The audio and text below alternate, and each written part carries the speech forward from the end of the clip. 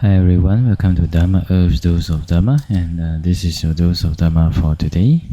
Okay, so previously we have talked about the analysis of the precepts.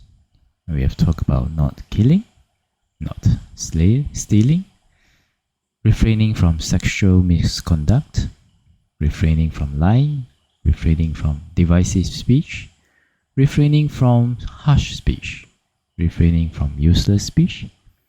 And then because it's part of the 10 wholesome karma paths, so we went directly to refraining from covetousness, refraining from ill will, and refraining from wrong will. Okay? There is one that we did not talk about.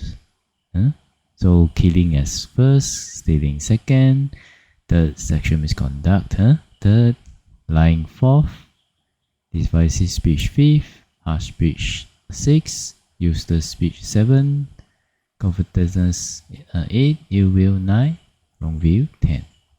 Okay, these are the 10 wholesome karma path. But there is one that in the precepts that we did not talk about, which is the consumption of intoxicants. Okay, so what are intoxicants? Intoxicants are drinks such as like toddy, any alcoholic drink, or anything that affects the proper consciousness of human beings. Okay, so it belongs to the unwholesome act of the consumption of intoxicants. So why is it bad? Let us see. So actually we can know like drinking alcohol, and then smoking weed, etc. It destroys the well-beings actually in both worlds, according to Buddhist perspective. So when intoxicated, a person is like a madman. Okay, so the consumption of these intoxicants takes away one's ability to control the mind, and body.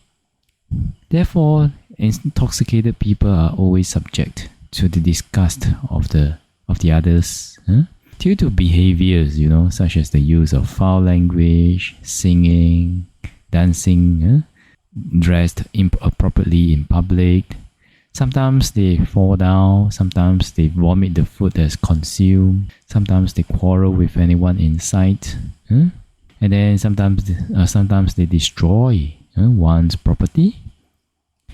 The intelligence to acquire new property and protect the property already acquired is already gone. Therefore, if he is poor, then he will not be able to rise up from poverty. If he is rich, then he may lose his wealth and become poorer. Okay, and some meet their untimely death due to illnesses caused by excessive consumption of intoxicants. Okay, so these are the bad effect of consuming intoxicants that we can see. Okay, as we can see, I like to share also. When I was younger, so I went to the pubs. Then we were drinking and drinking. That was of course before I became a monk. Then suddenly we smell cha bee hoon.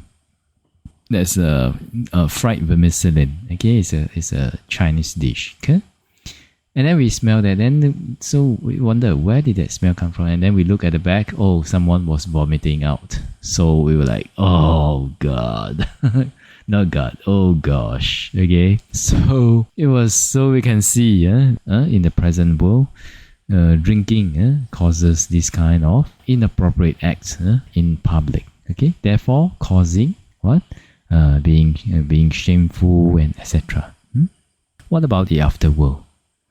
So the Buddha said, because consumption of intoxicants cause birth in hell, animal world, peta world, and also the least consequence of the use of intoxicants is madness for someone born in the human world. Okay, so some people may say, oh, Bante, but I just take a little bit, just take one sip, can?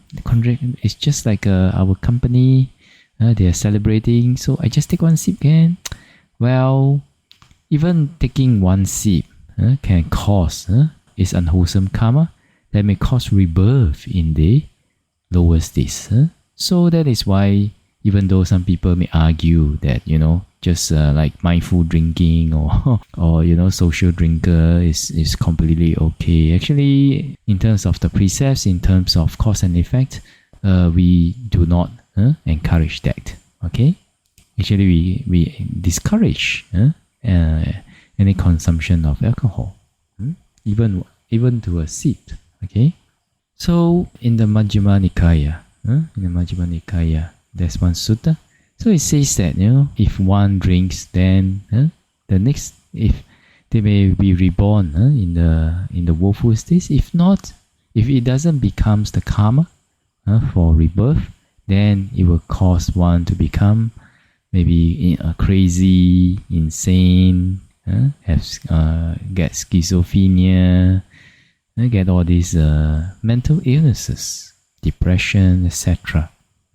Like that. So that is why we don't encourage that.